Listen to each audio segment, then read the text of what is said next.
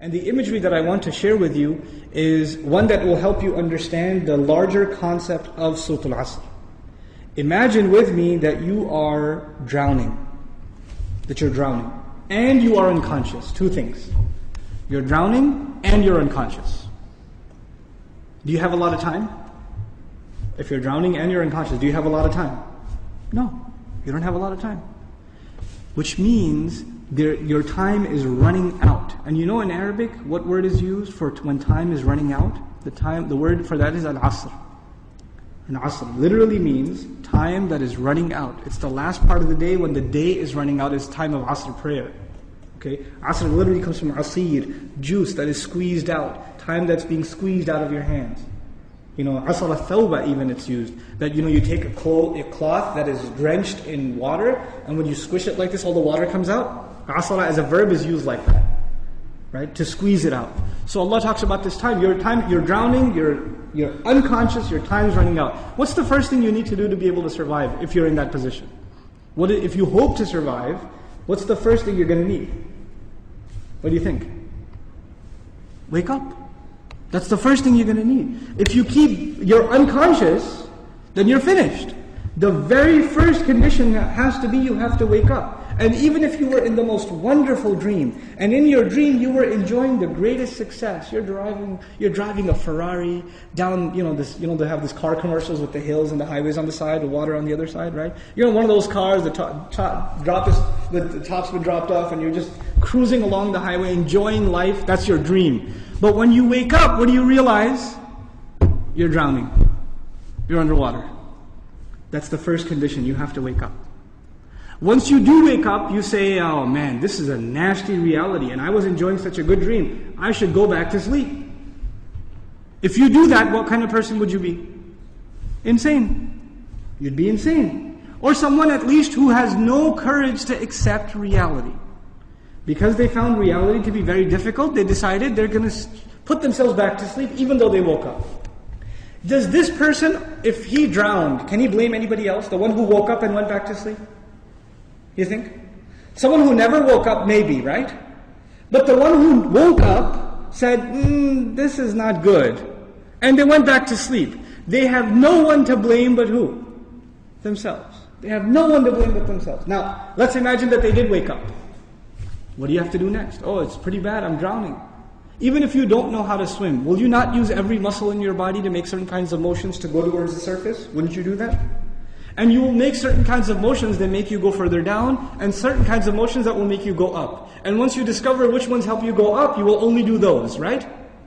You will do those. In other words, the first thing was you have to wake up. The second was you have to swim. You have to do something to try to get to the surface. When you got to the surface, you gasped for air, and you got pulled back down. You got pulled back down. And you know who you got pulled back down? You won't believe this. There's a chain around your foot, and your relative, your cousin, is sleeping, and he dragged you down. And now you're drowning because of your sleeping cousin. What do you have to do now? You got to wake him up. And you're not even waking him up because you want to save him. Who are you waking him up for? Maybe you want to save him, maybe. Maybe you don't even like your cousin, I don't know, right? But what's the point? The point is you're trying to wake him up because if you don't wake him up, who's also going to drown? You yourself. So you wake him up, and he says, man, I was driving a Ferrari, you woke me up for no reason, I'm going back to sleep. Forget you. Can you just say, okay, well, I didn't like you anyway, suit yourself? Can't do that. If he goes to sleep again, what are you going to do?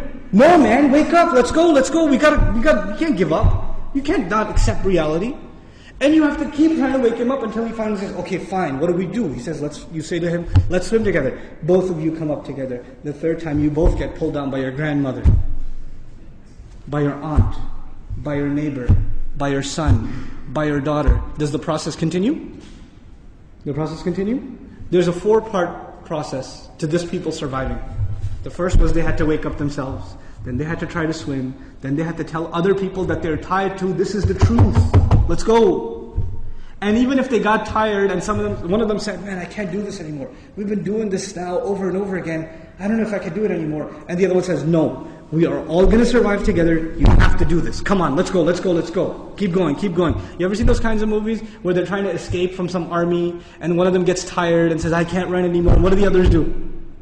Come on, let's go, we can do this, we can do it. And they get him to run anyway, even though he thinks he can't run anymore. They work with each other because their survival depends on each other.